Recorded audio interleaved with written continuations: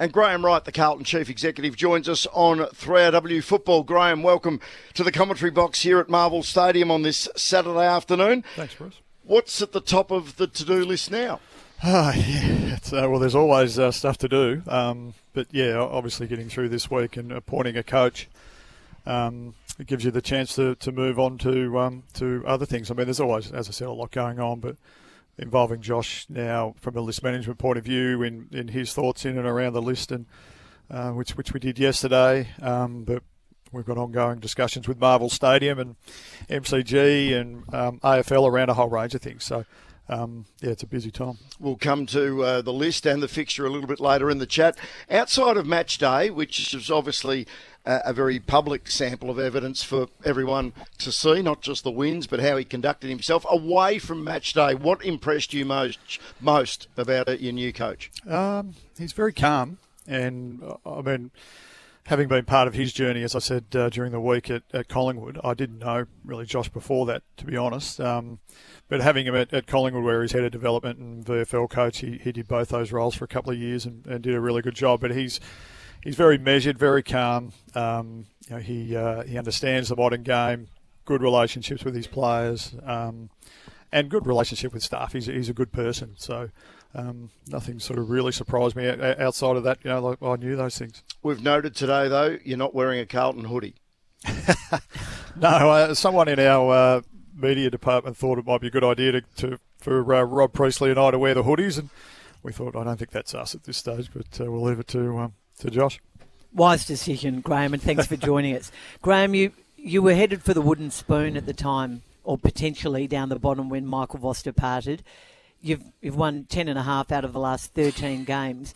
Do you regret, with hindsight, not moving earlier on Michael Voss? You only guaranteed him into the season, and I just wonder what might have been had you made the call earlier. No, I don't sort of look back very often and regret things like that. I think we made a calculated decision at the time around where we're at as a team, what we were good at, and we felt that there was a number of statistical areas which are key to the way the game's played now that we were really good at, and there were some things we needed to improve. And then we had a change of staff, a big turnover of coaches, and then and a big turnover of players. So we knew it was going to take a bit of time to settle, but at 1-8, we'd had a conversation. We'd had numerous conversations on the way through with Michael, and but we'd had a conversation, I think, when we were 1-3, that we needed to turn this around. And then at 1-8, Michael approached us just before the Brisbane game when we're up in Brisbane, so the game against Brisbane earlier in the year, that if he wasn't going to be part of the decision making going forward, that maybe we look to do it now. And we thought that was the right way to go. So you had the first confronting conversation at 1-3. Yeah, but we'd had numerous conversations, and I think we met Rob, Chris Davies, myself, and Vossi had dinner 2 or 3 weeks before we got to the 1-8. So there's conversations all the time. Graham, Josh Fraser came to Carlton at your behest. You've said you liked what you saw in his development work. At what point, because there was no thought of him, we thought, becoming the senior coach at the time you appointed him caretaker, although he was a clear standout as caretaker when Michael did go, at what point did you start to think differently?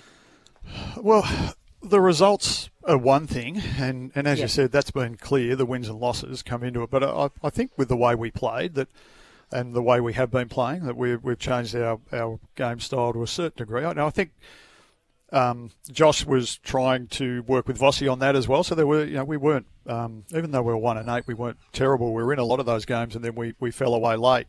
But changing the way we actually move the ball, changing the way we defend, and just, I mean, statistically, it's there for everyone to see. So it's not just the wins and losses. I think it's about how we've gone about it, how he's gone about it from a relationships point of view with everyone within the club. And, so it was more a case then of, did he want to put himself into it? And Chris Davies and I had a conversation with him about that, and the ramifications of that once you're in, you're in. And what I mean by that is that could go either way, that you get it, you don't get it. The person who gets it is he that comfortable with you being there? Are you that comfortable being there if you don't get it? So I think you've got to have that conversation, which we did, which was about 3 or 4 weeks ago. And then, unfortunately, Josh's father passed away while he was considering it. And we just wanted to make sure that he had some time then to grieve the passing of his father. And I think sympathy and empathy are diminishing traits in life, to be honest. So we really wanted to give him some time. So you've had a lot of challenges this year from a club point of view, and perhaps clearly the biggest was the Elijah Hollands night against Collingwood, where Josh was involved, I know. So can you tell us how we see Ollie's playing today, where Elijah is now, and what his future is with Carlton? He's still getting plenty of help and support, and that's coming through the club, but also too wider than that. He hasn't been back to the club, and he's considering what he does, but certainly we're just trying to be there and support him, and we'll work out what that looks like from a futuristic point of view a little bit later on. But you doubt he'll come back and play for the club? I doubt it. Yeah. Can I take you a little bit back to the coaching search? I'm always interested. I mean, you've been involved with footy from playing now for 30 years. You've seen the changes, but it seems to be that the mild-mannered school teacher personality is excelling more than the authoritarian alpha male type coach of the past generations. Is that sort of something that there's when you're interviewing people and talking to people, they're very mindful of what is their natural basic personality?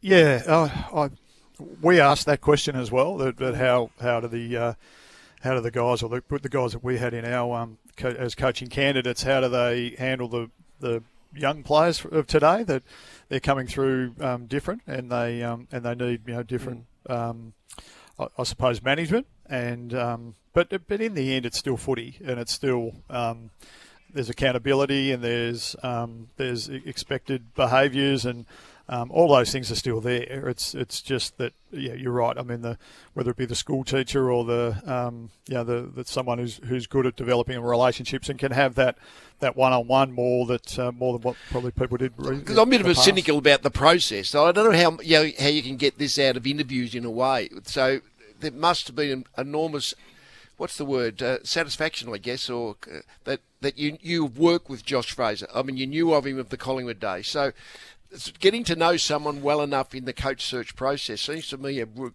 enormous challenge unless you know them already. Yeah, and then you speak to people who do know them. Yes.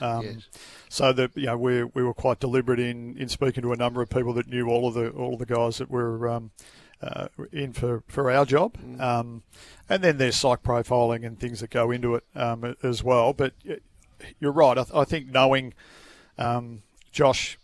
Certainly, from my perspective, over the last 2 or 3 years, it certainly helps that because you know exactly who he is. But there's been some things that have surprised me as well. That with Josh, that he's handled himself so well in the media, and that's one of the things that you just don't know I know when we appointed Craig McRae at Collingwood, who's been very good in that area, but you don't know that. With Josh, we actually knew that. So there's some things that, as I said, not so much surprised me, but we knew or going into the process. Yep.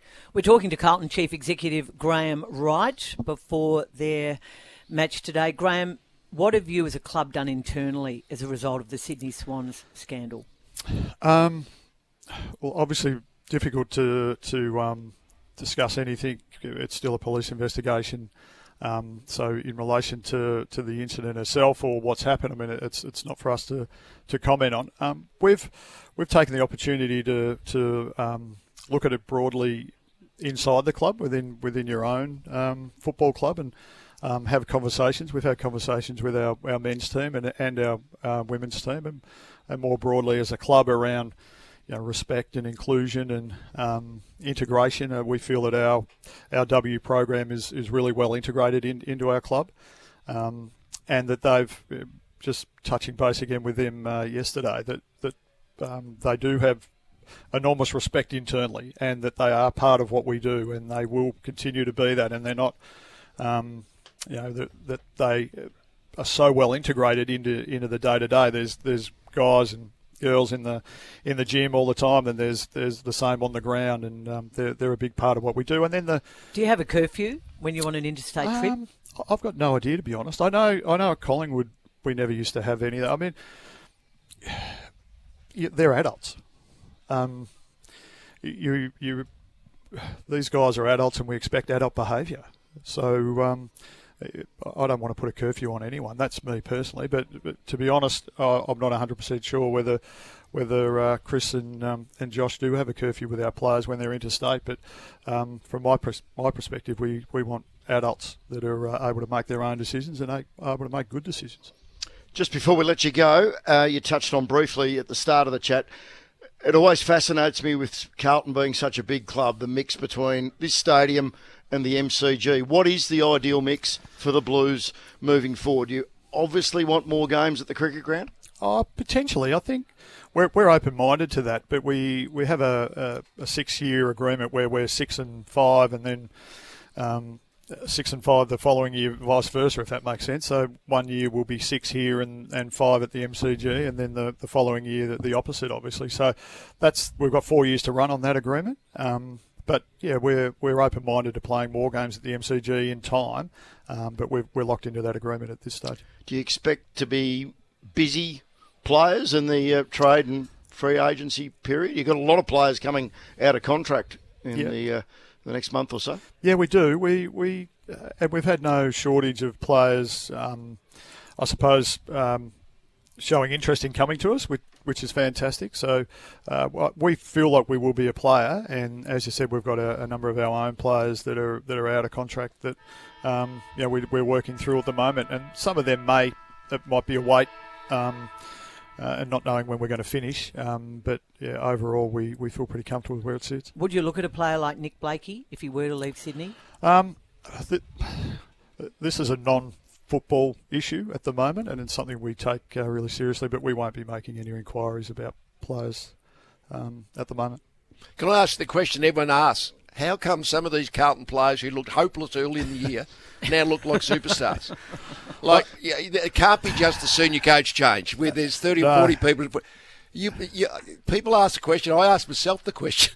What's your answer to that? As I said earlier, we actually had played some really good footy at times. Yeah. And, like I know against Melbourne, I think we're up by 40 points at half-time or close to, and then they ran over the top of us in the last quarter. So some guys that showed some really good signs, and then we hadn't been able to maintain it.